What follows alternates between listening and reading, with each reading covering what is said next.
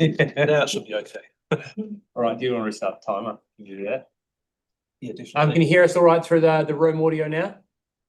Yes. Absolutely. Yep. Okay, great. Right. After a brief technical issue there, you're good to go. The floor is yours. Kia ora koutou. I'm Justin Fields, Principal of Christchurch North College, and I'll pass over to Khan to introduce himself. Kia ora, I'm Khan, the Community Liaison in Attendance here at Christchurch North College. Just in case there's any conflict of interest, my brother is a city councillor, in case you hadn't put two and two together there. We agreed, Justin, we wouldn't hold that against you. Yeah, I was just about to say the same. So just tell you a little bit about Christchurch North College. So we set up at the start of the year. We're in the Burnside Business Park on Sheffield Crescent. We're working with kids who are neurodiverse, kids who have disengaged from school, kids who have had anxiety or just generally bad experiences of their schooling to date. Although we were set up originally as a year 7 to 10 school, we've actually taken some year 11 students on, and we're going to expand up into the first floor in October and take on more students in 2026.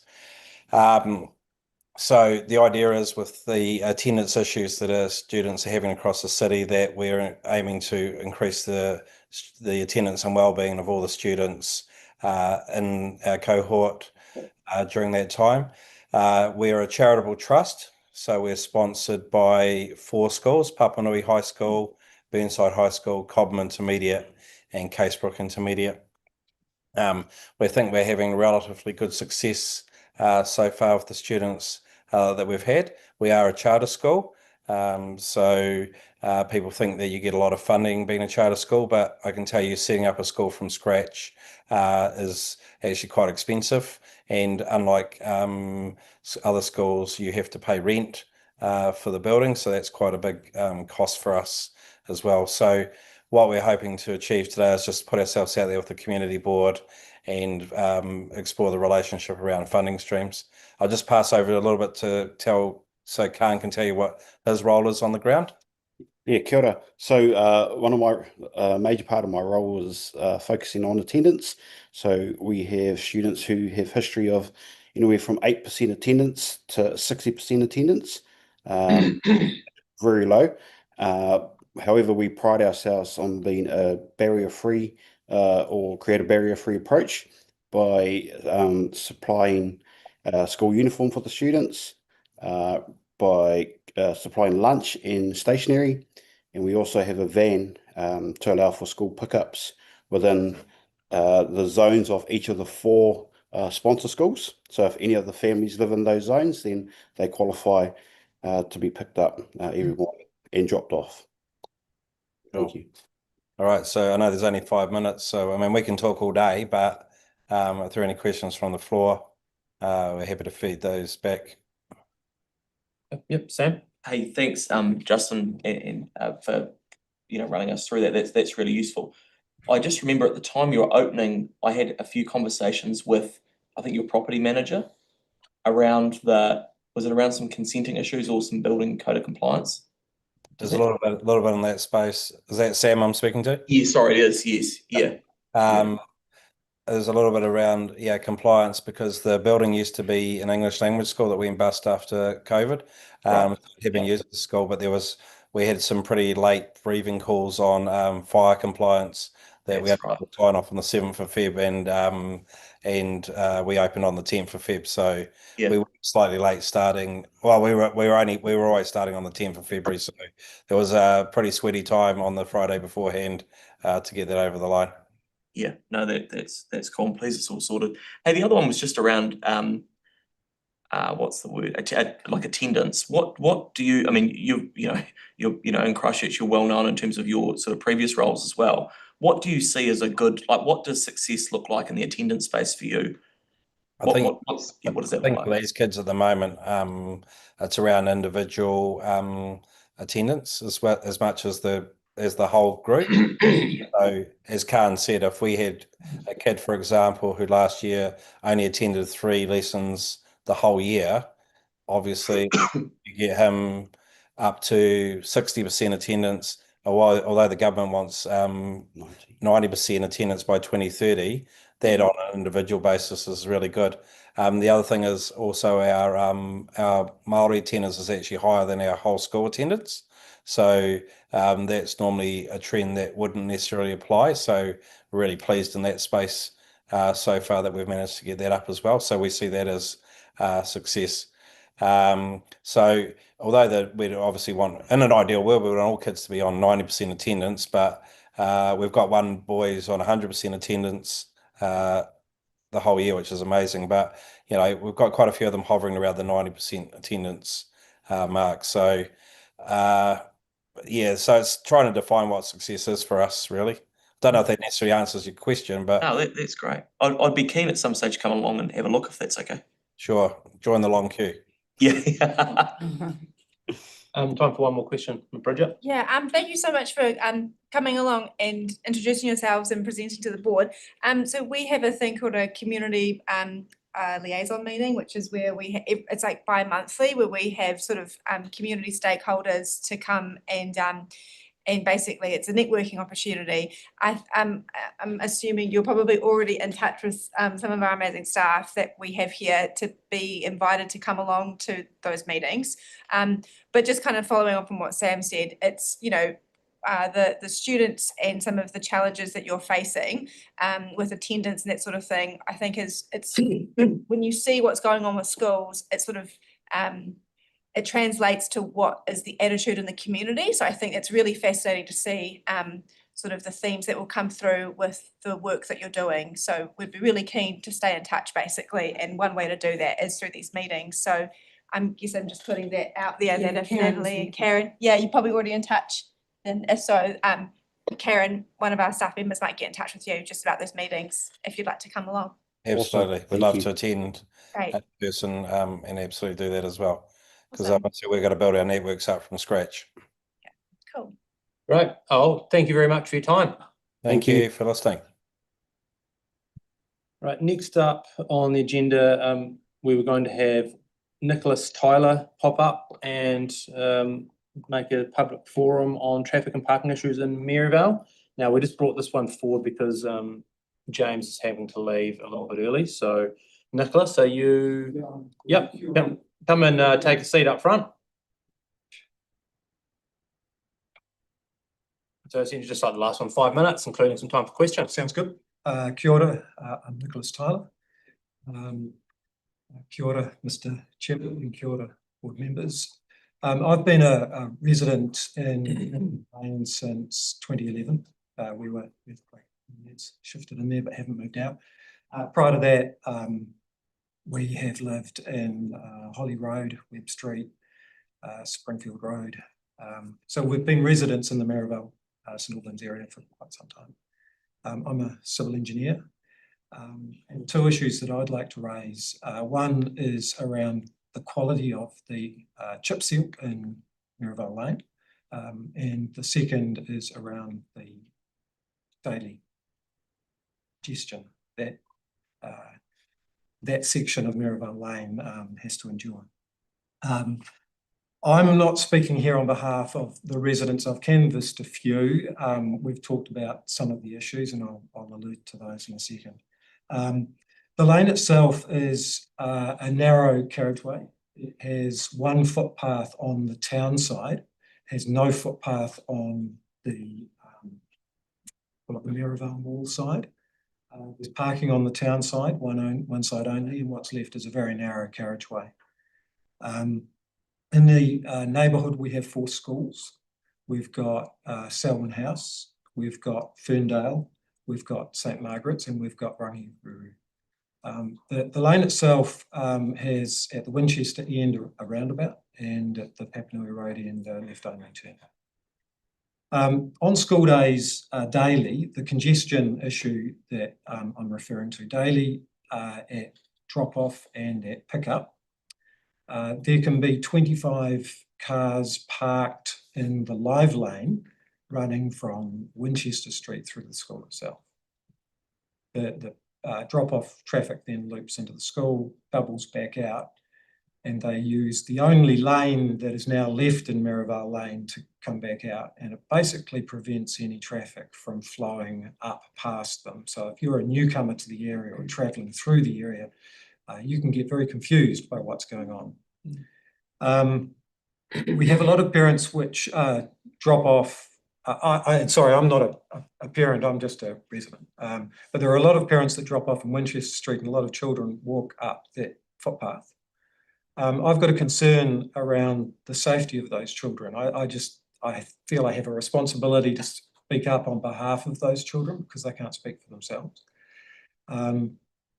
And there's been a couple of incidents of road rage that have been reported to me where residents have tried to get out of their property to go to, for instance, a doctor's appointment, and tried to go against the flow, and they've come up against traffic that is rude and arrogant. And as a consequence, one person's been pushed over, fell to the ground, picked themselves up, dusted themselves off, but they were abused by a member in the queue waiting to go into Selwyn House. I've approached Julie Calder about the issue. And in fairness, I mean, she was very receptive and she acknowledged that there was a problem. But, you know, she's got her hands full with the school. And you know, to be honest, she probably only looks a certain way out the school gate and makes sure everyone's safe, and then everyone's on a carriageway. And it's really, I believe, the council's responsibility to have a look at a holistic approach to how you deal with this issue. Now, I'm aware, Aidan, thank you very much, sent through the parking report, which was commissioned a couple of years ago. It identified parking on the side of the road as a core root cause. It probably is, but the solution that it talked to was punitive, which is that wardens would be sent around more regularly to address the issue. And quite frankly, I don't think that's actually the solution. I think it might solve the problem for a while, but all it does is identify that people need to not park in the 120-minute parking, and they'll shift themselves to Winchester Street, and other people will just drop into the 120. So I don't think it'll solve the problem. I'm here not to necessarily propose any solutions. I just wanted to ask two questions. One was if you are aware of the problem. It's an issue that I've seen get worse and worse over time, having lived in the area now for quite some time. And just standing back and normalising bad behaviour doesn't seem like a good solution to me. I was encouraged by a One News article recently where they referred to walking streets or smart streets. Sorry, I've forgotten the term, but they shut down the street for during drop off and pick up. And while that feels slightly extreme, it's a solution that when you're confronted with the risk of a child getting hurt by the traffic, it would seem like a sensible thing to consider. And there's probably other solutions there available as well. But what I would ask is that if you do have some solutions, can you talk to the community about them? If you don't have some solutions, then maybe me presenting to you today causes you to perhaps engage a group of people and mobilise a group of people in council to perhaps look at it, but without perhaps the same punitive lens that the last report pointed to. Right. So thank you. Thank you very much. So to answer the first question, yes, we are aware of it. The second part, do we have any solutions? I'm not sure where you're at in terms of functional solutions, but did anyone have any questions for Nicholas? You mentioned chip ship. Yeah, I'm going to come to that in a second. I mean, it seems quite, you know, it's of lesser importance certainly than the safety issue, but the quality, the carriageway was chip sealed a year ago. And being a civil engineer, I can talk to its quality. It's probably one of the worst chip seal jobs I've ever seen. It's what's called unravelling, where the stones peel off and are just left with the bitumen, the underlying bitumen. And that, as a resident in a narrow street where you're turning a lot, it pops more stones off, and then people walk all of that bitumen to their houses, and then they have to spend hundreds of dollars getting the carpets clean. It's probably part of a bigger problem, but it probably didn't even need chip sealing at the time when it was done. And we've got 4 manholes that still haven't been re-leveled after the earthquakes. And here we are in 2025. The channel, every time it rains, floods out into the carriageway a metre and a bit.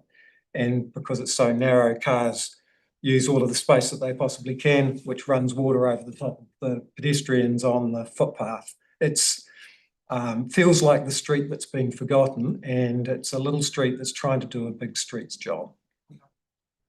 Right, well, thank you very much for coming in. We've got a little bit over time there, but what we'll do is we'll ask staff to investigate the chip seal situation and see where on a renewal plan, if anything, there's any work scheduled, and if there's not, we can ask some questions as to why not and see if we can get it on there. And read the congestion stuff, we'll have a chat on that one as well and see what we can do. See if there are any other solutions we can potentially come up with. Sounds good. Thanks very much for listening to my concern. Thank you. The old points.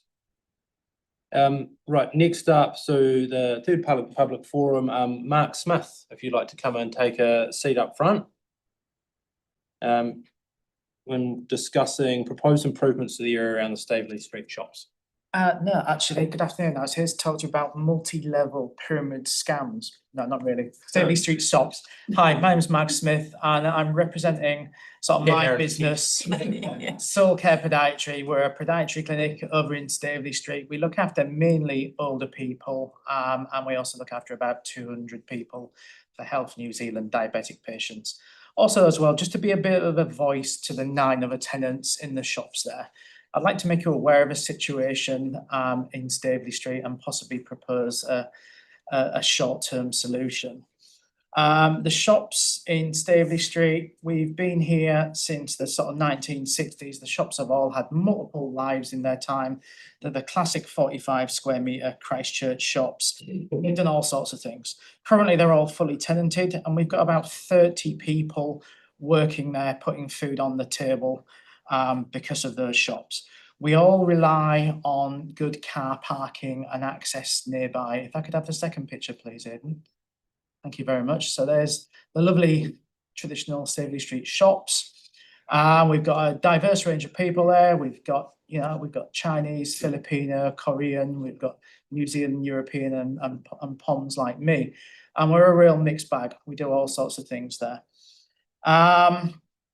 We're very lucky that we've got a large car park nearby, and we've got this area called the Common Road that's owned by the council.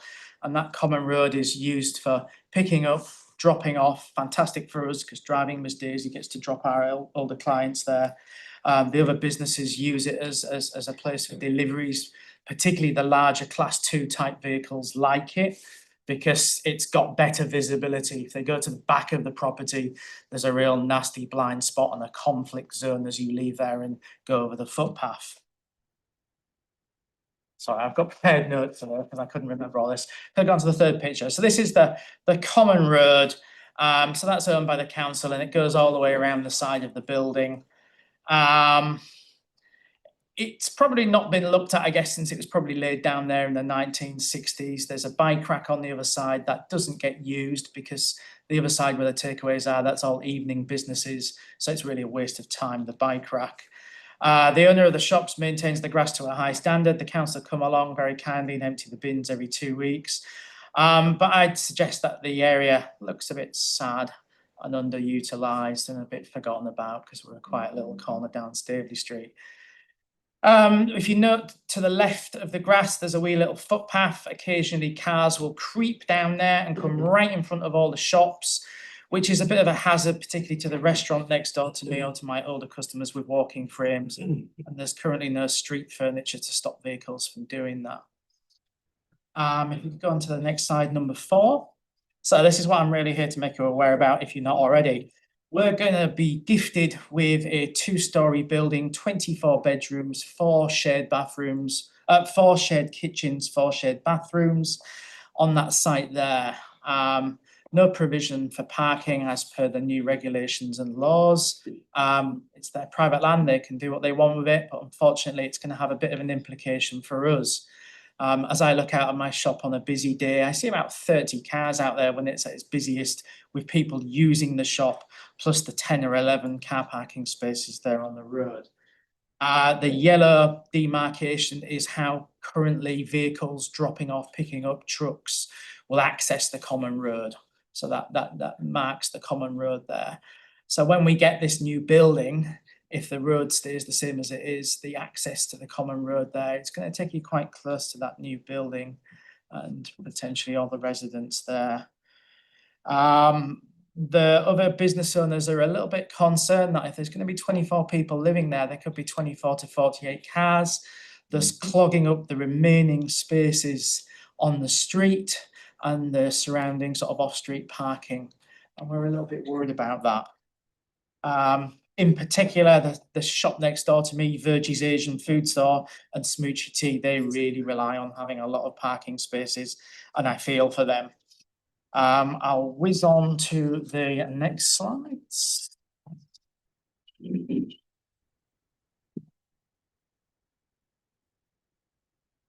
So I'd like to ask the community board to consider a refresh of the area to enhance its aesthetics a wee bit and make it look a little bit less forgotten about, and enhance the sort of safety of the area. And I'd propose potentially 2 separate projects, one short-term one looking at the blue box there, and rather than the dropped curb, which is to the right, the blue box dropping the curb there, and perhaps having some very heavy planter boxes that the shops could all adopt to stop traffic trying to get down and kill the shoppers coming out of the dairy or my customers.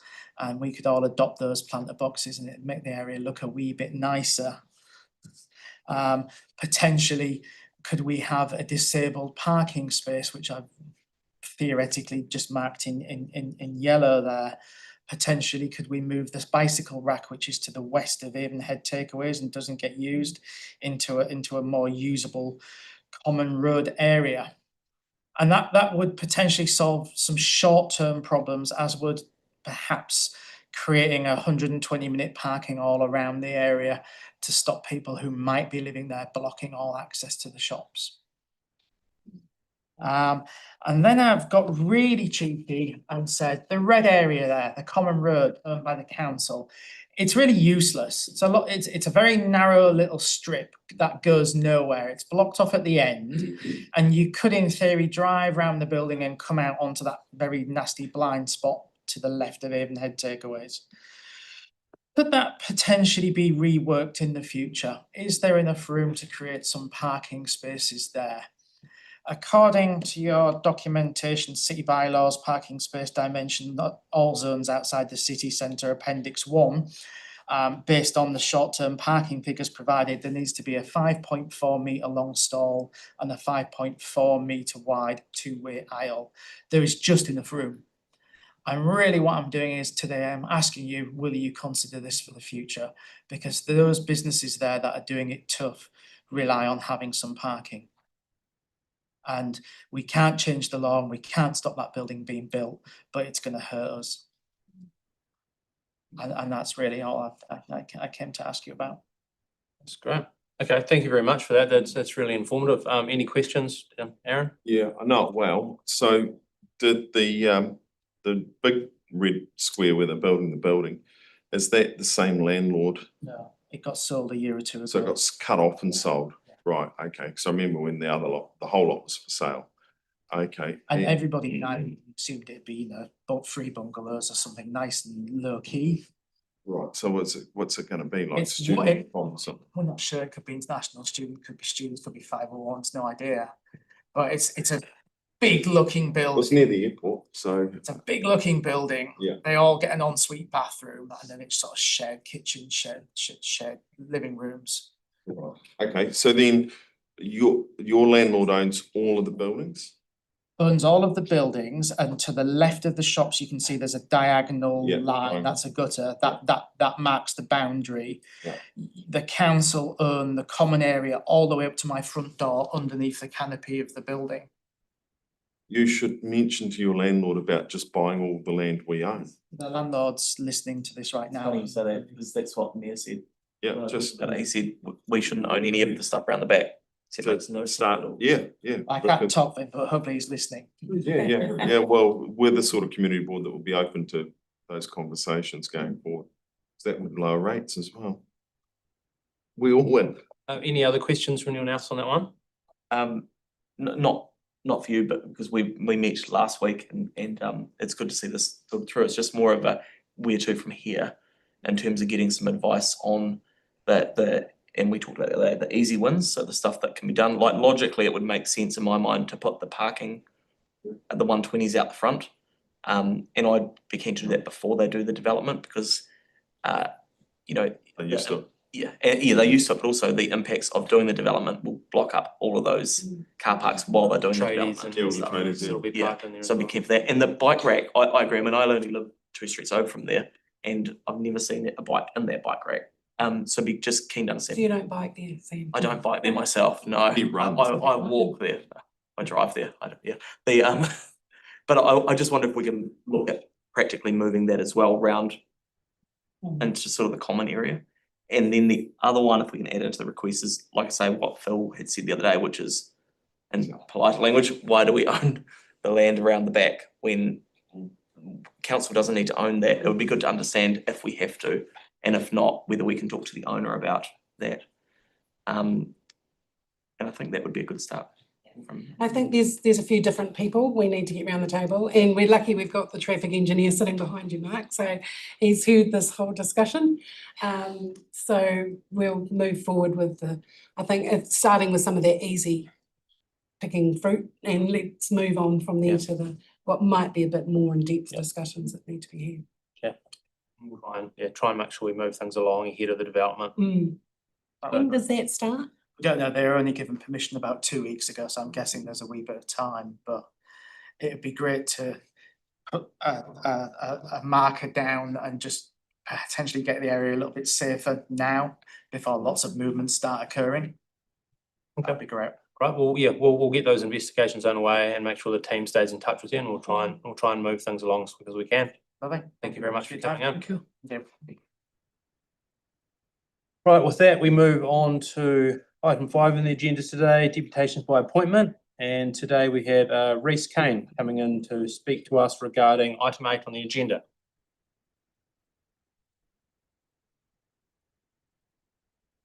Caught me by surprise there.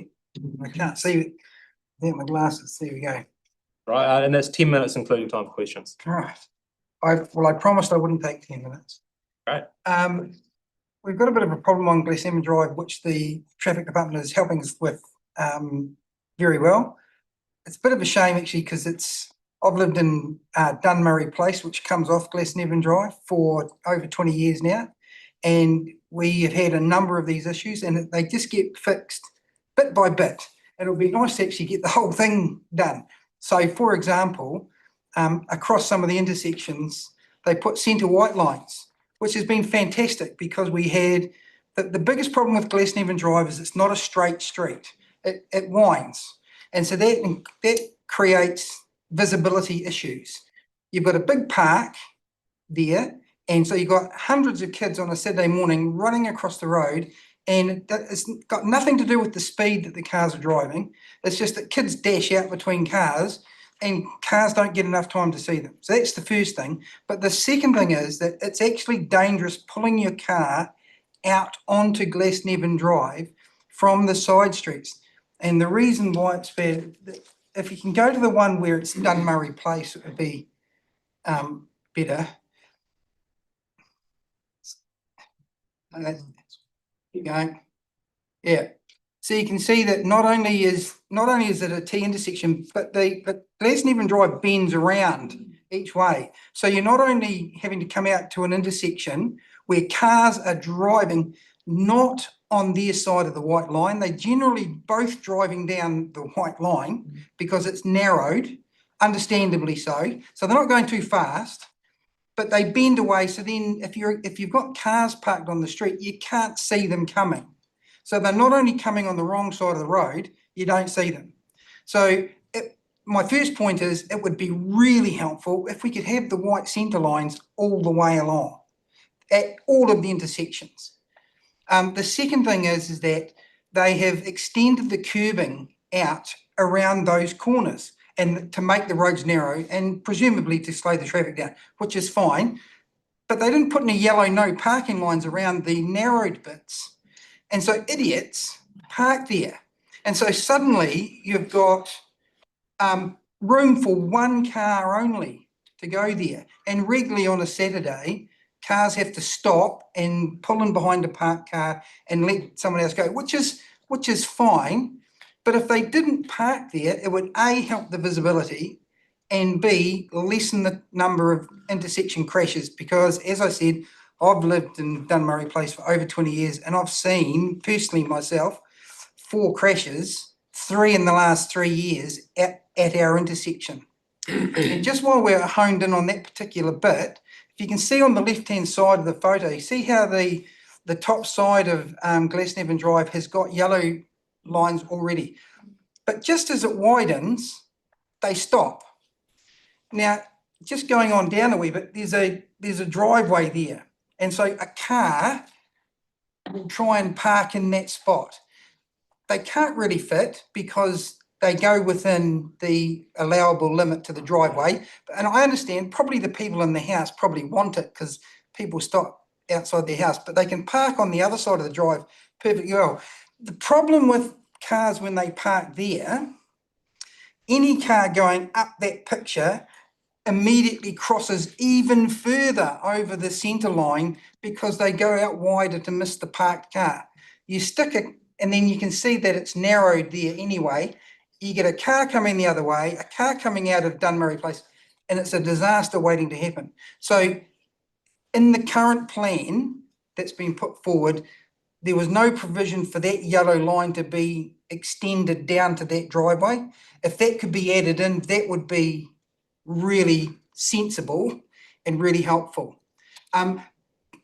Way down the other end at one of the other intersections, for as long as I can remember, they put yellow lines around the intersection where the curb went out, but they never did it for any other streets. I don't know why.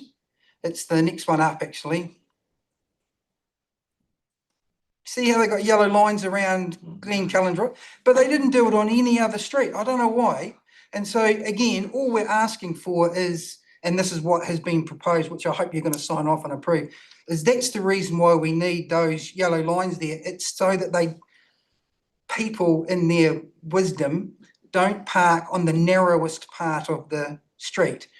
And the last thing I want to point out is if we can just go up to where the car park is for Tullett Park.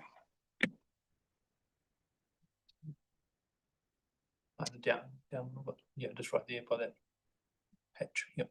Yeah, just go, sorry, if you can just lift the picture up a wee bit further. Just keep going, keep going. Right, you see at the left-hand end of the car park area, there's a grass area next to the footpath. Cars park there, right? Every Saturday, I actually thought, I'm coming along, I'll take some photos. There were 4 cars parked there. It's a yellow line, but they park there anyway. What would be really, and they just ruin the grass.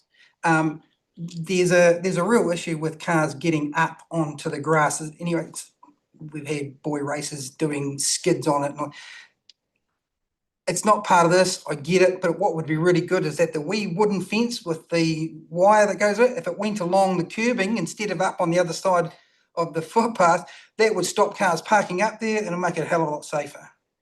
Right, so there's a lot of people who park on Glasnevin Drive because the free car park at the Papanui Club is not good enough for them. I don't know why. And they want to walk across wet grass at 9 o'clock at night after the Crusaders have played and drive off that way. We can't do anything about that, understand that. But if we stop the cars driving up on the grass, it would be really helpful. That's all I wanted to say. It's common sense and you'll save a kid's life, I'm sure of it. So any questions on that one? That's all common sense stuff to me.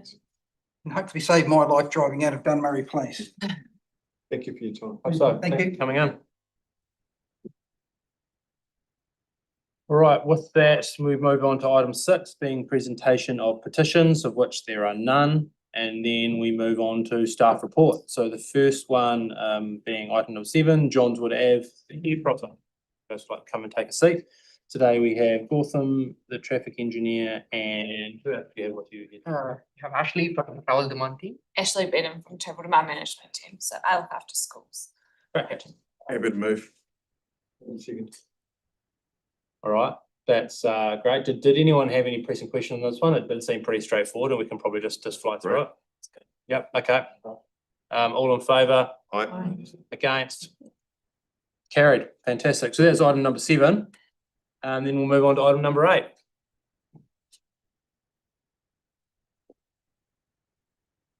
Basin Drive. And well, so as we know, this report is regarding some no stopping restrictions along Glasnevin Drive and 6 intersections along its length. Mr. Rees mentioned most of the good points which we have highlighted in our report as well. So as we know, we have Tullet Park, which can be accessed from Glasnevin Drive, and it is a venue for several sporting activities. And all the intersections along that stretch of Glasnevin Drive do have curb extensions. And when the sports season is on, when sporting activities are on, we have observed many vehicles parking near the curb extensions and in sometimes inconsiderately, and also near driveways and other ways.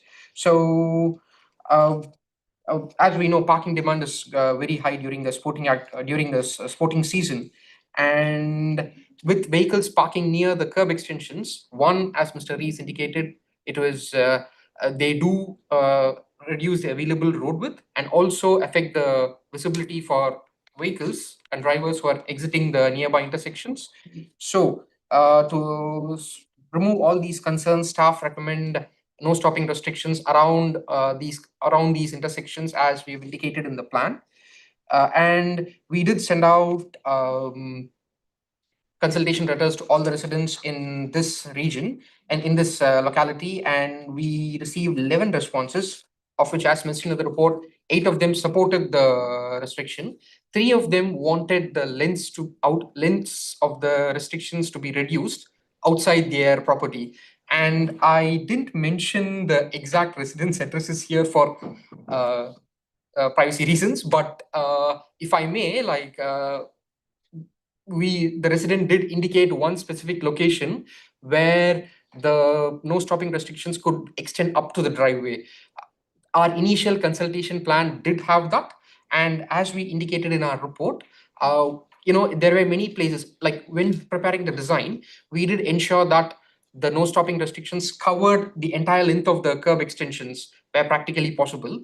And some locations, the driveway was kind of very close to the curb extensions as well. And there was a very small straight stretch, which if a vehicle is parked there, would either encroach the driveway or park near the curb extension and creating accessibility and safety issues. So we extended it further as well. But this location which the resident indicated and another location, the length of that straight section was approximately 6 meters long, which could fit most vehicles, but not all vehicles actually, and especially with the parking demand and some inconsiderate parking behavior, it could encroach into their driveways as well. So, but upon talking to the residents, they indicated that they didn't have any issues with vehicles parking outside their driveway, at that spot. So as I mentioned, there were 3 people who wanted the lengths reduced. 2 of them, it was marginal, that 6 meter length. So based on residents' feedback, we cut it back. That was the reason it was not outside the number which the resident indicated. And there was one location where it was like less than 5 meters long. And the resident wanted the thing to be removed there as well, but it was too short to be removed. And it could either affect their driveway access or it could result people parking near the curb extension, which could cause issues, or a combination of both. So we unfortunately had to reject the residents' request there. So the updated plan here shows the plans with shows the final things which staff recommend. So yeah, happy to take any questions. Trish? So the suggestion about the parking on the grass and to bring the fence to the street rather than to the walkway, is that already in your report, or is it another? Is it in that angled parking? Yeah, it's perpendicular. Oh, yes, we did have a plan regarding marking those spaces there as well. But and also we did consider some mobility spaces there, but we had to do some infrastructure improvements with access from the parking spaces to the park as well. So we just thought we'll do this first and look at it as soon as possible with other improvements that we can do as well, so that we can mark the places accurately, which could discourage people parking on the grass and do that as well. But we have also notified our enforcement team to have a look at these locations around the sporting season, so that parking on the grass is illegal anyway. I mean, on the grass verge. So we have asked our parking enforcement team to have a look around the sporting season as well on the weekends to see if such activity is happening in. I think Gautam, what the resident said, and my understanding is it's not the enforcement thing. Yeah. He wants to physically bring the fence so that you cannot reach the grass. Okay, you mean a physical Yeah. thing? Yeah, as I was saying earlier, like we need to ensure that we have a cut down and stuff as well. We did have a draft plan for marking the spaces and some other stuff in this perpendicular parking area as well. But since that required some other funding from with ensuring access from this spot to the grassed area, we thought we'll leave this area for now and we'll consider it soon. But we can certainly consider the residents' feedback as well, bringing. We'll raise it as a separate. Yeah. That's what I was saying. It's not, Sorry. it'd probably be a little bit of money to do that, so Yeah. we tied in with this one. So, sorry for, but yeah, we can consider that as well. That's what I was going to say. We'll request some more guidance on that one there. Any other questions from anyone on that one? No? Just a general question from me to the board. What are the thoughts on actually extending that little patch that Reece mentioned again? Just didn't want it. Yeah. Us didn't want it. Us didn't want. But from Yes, exactly. a safety perspective, around the visibility that has into that pushing the vehicle out into the middle of the road, was there any consideration around that? Because I think that was quite a valid concern. It wasn't necessarily that you could get a car there. It was the impact of pushing the traffic when a car was parked there into the middle of the road on a constrained carriageway. That was the main concern. Could you bring that back up for us, please, Aidan? That seems like a pretty valid. Which was that? Where was that exactly? It was the Dunmurray one. Yeah, Was number that at Dalmurray? So it was further north. You're going. Right. So that patch there, because the point seems quite valid where it's coming right off a narrow spot there, where when you've got a car parked there, it's going across the centre line. Yes, and as I indicated, it was the length available for a parking space and the general road width not only there along the entire length of Glasnevin Drive. It was a bit yes or no kind of situation, and the resident indicated that they didn't have problems with parking there. So we thought, okay, let's take it off now. We'll monitor it for the future and we'll see what happens, because like going down, we just wanted to ensure consistency as well along the length, like the no stopping restrictions just extending around the curb extensions as well. So we didn't want some spaces where it extended like a lot and more than what is required as well. So we thought based on residents' feedback, we thought we'll monitor it for now and we'll see how it works out as it goes on. And it is a low speed environment as well, with the car parking especially with the car parking demand around the area during the sporting season. It's a low speed environment, so we feel at this location the safety with the other restrictions in place, there is minimal safety risk with a car park here. So So perhaps if the local residents can just keep track of it and perhaps submit any information or evidence of any issues that are caused by that. That can just help with the monitoring of that to see if it's something we need to address again in the near future potentially. Okay. All right, any other questions from anyone? No. Yeah, I mean that one was initially a part of our consultation plans that we sent out as well. So this is right. Can I get a mover for that one? David, seconder. Aaron, all in favour? Aye. Against? Carried. Thank you very much. Certainly monitor with that parking spot and also with the fence as well. Thank you. Right, thank you very much. Once we'll be meeting the parks department. Something. With that, we move on to item number 9, the standing orders amendment, notices of motion. Aidan, are you presenting on that one? I'm happy to move it. Yeah. I'm happy to see like I have time. Right, Sam's happy to move. Second. David's happy to second. All in favour? Aye. Against? Carried. Thank you very much. Item number 10, Better Off Fund applications for consideration. Happy to move. Karen and Natalie. Second. Okay. No particular questions on those ones from anyone? Oh, Bridget has a question. Question is just to say thanks. It's a massive piece of work and it feels really great that it's like, you know, exciting. So thanks for all your hard work. And yeah, the residents of Belfast and Oh, yeah, side three is awesome, isn't it? will be thrilled. Yeah. Aaron thoroughly enjoyed spending that money. With that in mind, then can I get a mover for that one if there are no further questions? I already have. Oh, Aaron moved it. Great. David seconded it. All in favour? Aye. Against? Carried. Thank you very much, team. That's great. Item number 11, discretionary response fund applications. We're being joined by Lisa. Move. Happy to second. Right, no questions from anybody on that one. Thanks, team, for all your hard work. That's good. All in favour? Aye. Against? Carried. Good reports. Take us a compliment. Then we move on to item number 12, Community Board Area Report, Mary Ann. Thank you. Happy to take the report as read and just highlight, I guess the main thing is the community profiles for 2025. Be really great if you could share those links out through your networks.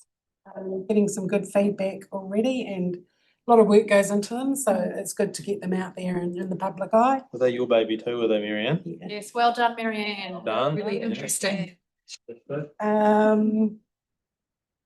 Joint effort, group effort. And just some things there, just to update you on the library have made some changes in some of their spaces and they've now got a space you can go in and do sewing with the machines and everything. It's pretty cool. You may see as you come in the big TED that's sitting there that kids can sit down and read a book to TED, which is very nice. But yeah, and some really cool report backs from some of our young people that you've supported who have achieved some pretty awesome stuff. So happy to take any questions, but it's pretty straightforward. Any questions from anyone on that one today? No. Wood profiles, are they citywide or are they like obviously our ones are for us, but do they do them everywhere or? Yeah, I've done 16, the 16. You've done them all? Oh, well, I've designed them, Yeah. the staff have given me the input.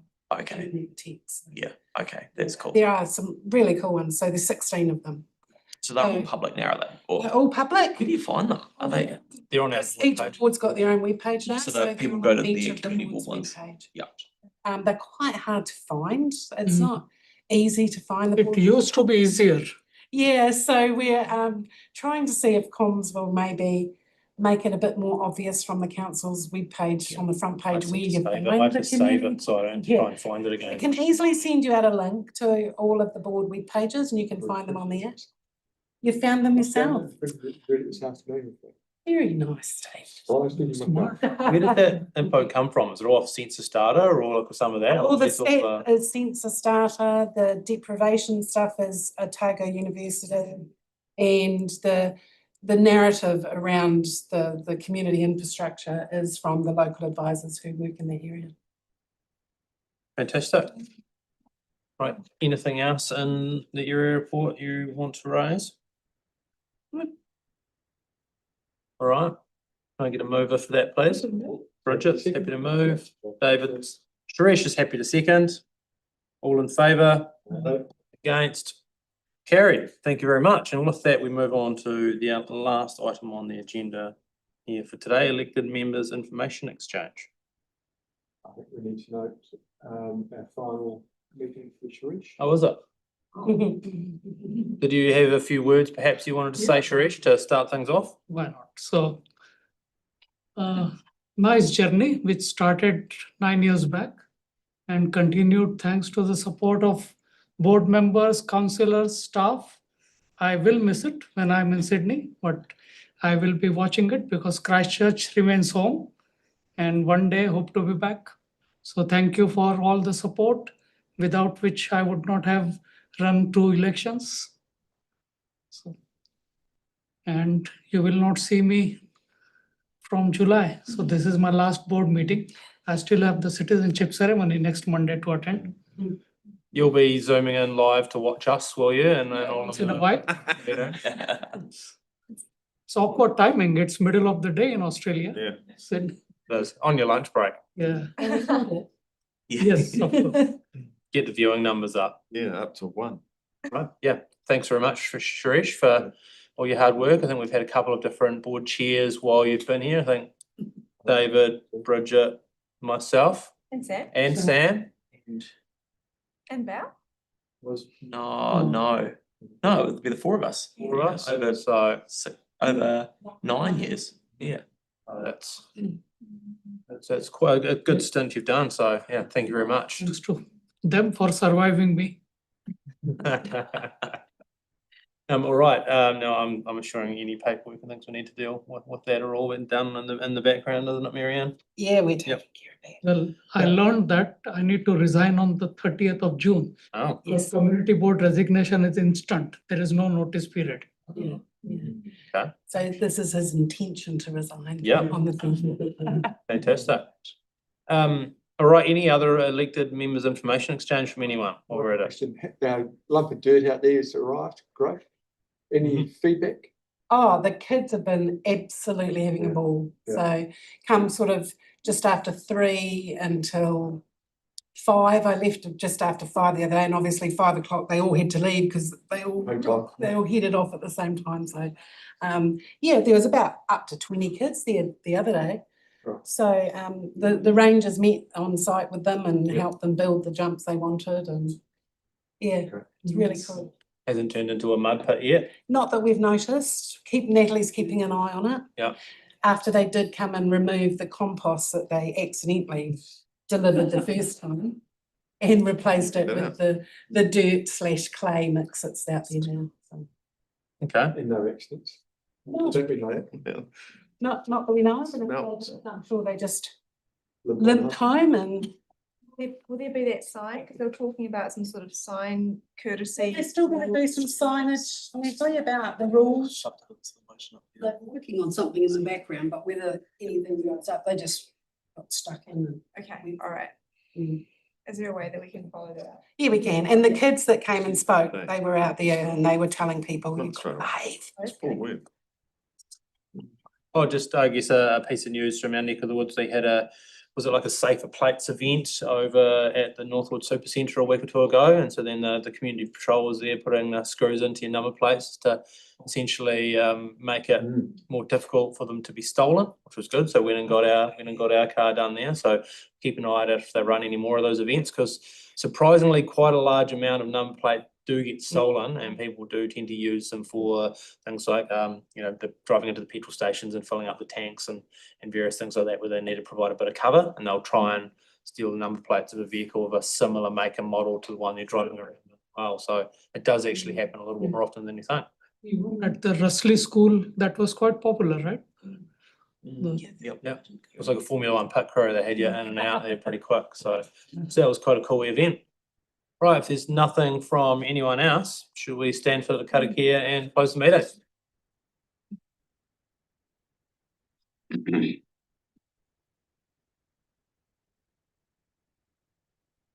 Una here,